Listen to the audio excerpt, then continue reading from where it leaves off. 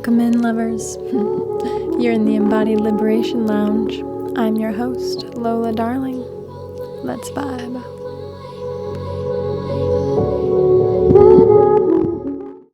Hey loves, welcome back to another solo episode on the Embodied Liberation Lounge. I'm so grateful to be here, so grateful to have you here, and I want to talk about today why self-love gets such a bad rap.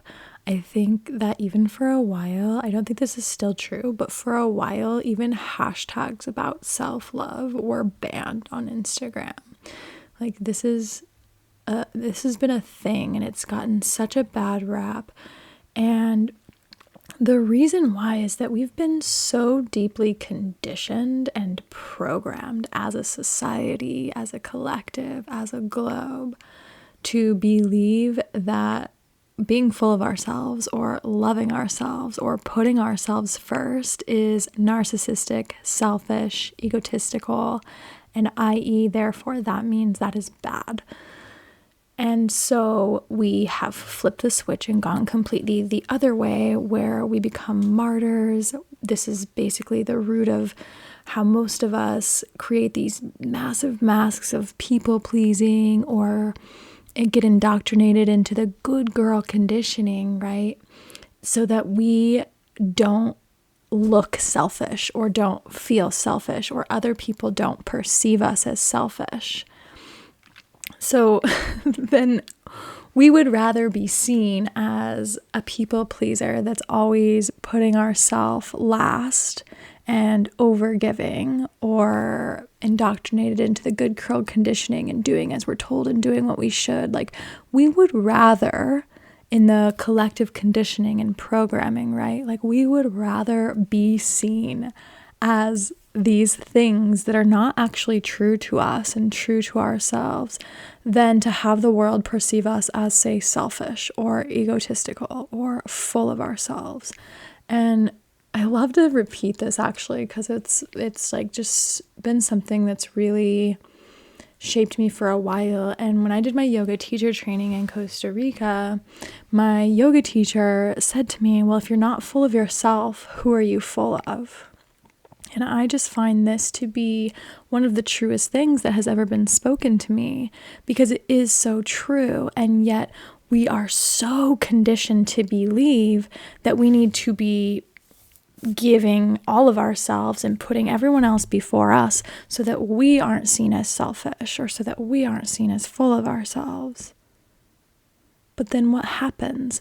We're continually depleted, we're continually resentful because we've overgiven to the point people then start to take advantage. We're constantly putting others' needs in front of our own, therefore abandoning and self-sabotaging ourselves to no end. Like, of course we don't trust ourselves, feel good about ourselves, or love ourselves, because not only have we been trained and conditioned that we don't want to be selfish, and that means we somehow have to put ourselves last. All of these different behaviors and patterns and habits build and compound on each other to where then we really just are seeping from our own love for ourselves over and over and over. And as that compounds, it really sends our body, mind, and our subconscious and our inner children this message that we're not lovable, because we can't love ourselves, and because we feel we're like continuing to reiterate this message that somehow other people's needs are more important than mine. So my needs go on the back burner, or my needs come last, or my needs aren't even important at all. And this just creates more of a trauma loop than we're already experiencing in life, because it really just sends this message to the body, mind, to our internal parts of self, that we don't trust ourselves, we can't take care of ourselves, that we're not important, that our needs don't matter, that other people's needs are more important than ours, and therefore I am also unlovable or unworthy of love or undeserving of love, even from myself. And so then what starts to really happen is that all of these pieces and parts of self that aren't feeling loved or are feeling unworthy or are feeling unimportant and like their needs don't matter, they start acting out. They start getting triggered. They start reacting. And they start getting really loud and like obnoxious even, and coming to the forefront to where we're being reactionary in public spaces or getting triggered and super emotional and flying off the handle at work, or like blowing up at somebody or ending our relationship on a whim, like these sorts of things, right? Because it's actually not our whole self that's doing those things. It's a part of self that is feeling so wounded and so desperate to have its needs met, so desperate for your own attention that it freaks out and it gets really loud and it does something crazy because it's the only thing that it can do to get your attention. The parts of self will do this when we are disembodied and disconnecting and living from these sorts of masks and false identities like people pleasing and like the good girl conditioning, or even just not loving ourselves and constantly putting ourselves last, or constantly showing up and sabotaging ourselves, or just not taking care of ourselves, not eating well, not moving our bodies, just like allowing ourselves to be a dumpster, which like sometimes that happens. We're human. We all go through those phases. But when we can't pull ourselves out of it, that's when the message to the body mind starts to compound. And then it just peels away at the self-trust and the self-love and the self-respect, to eventually that there's none of that left. And basically we become a dumpster fire in having a dark night of the soul, or, hitting rock bottom, because we have literally depleted all facets and aspects of nurturing and love and care for ourselves. And this is something that's happening all of the time. We see this all of the time.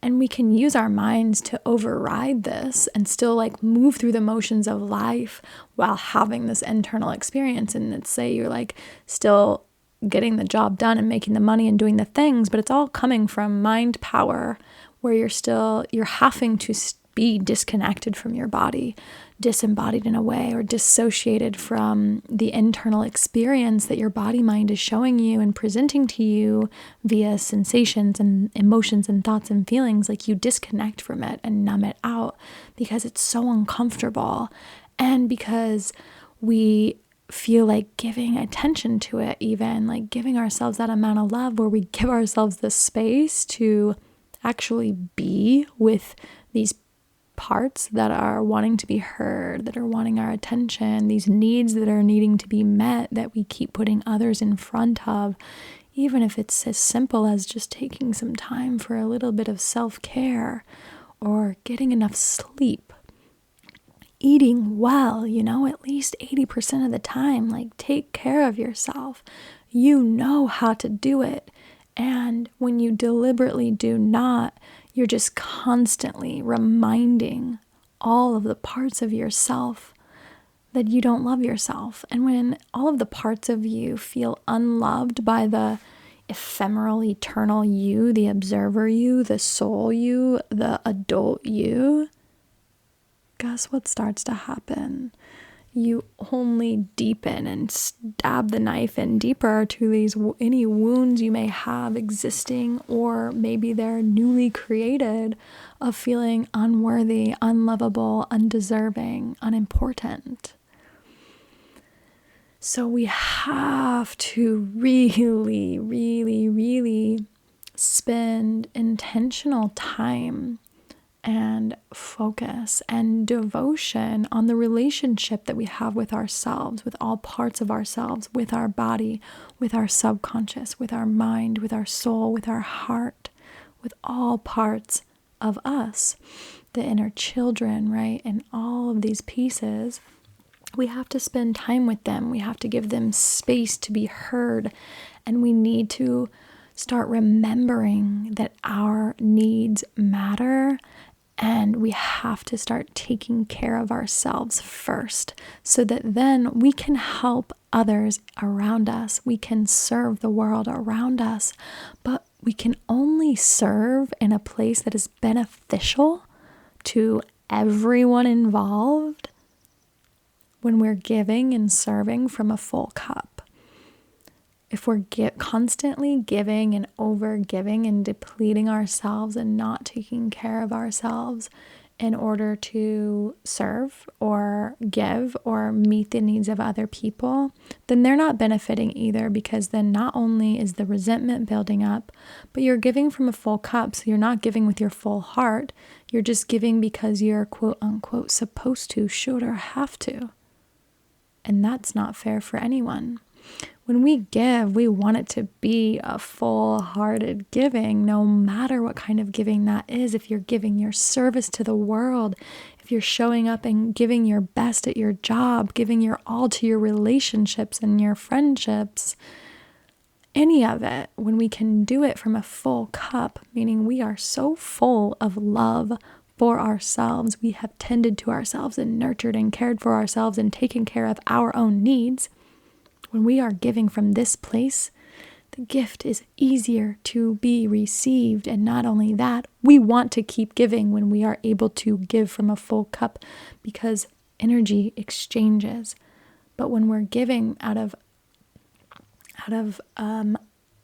feeling like we should, or like we have to, or to prove a point, or to be seen in a certain way, aka like not selfish, for example, right?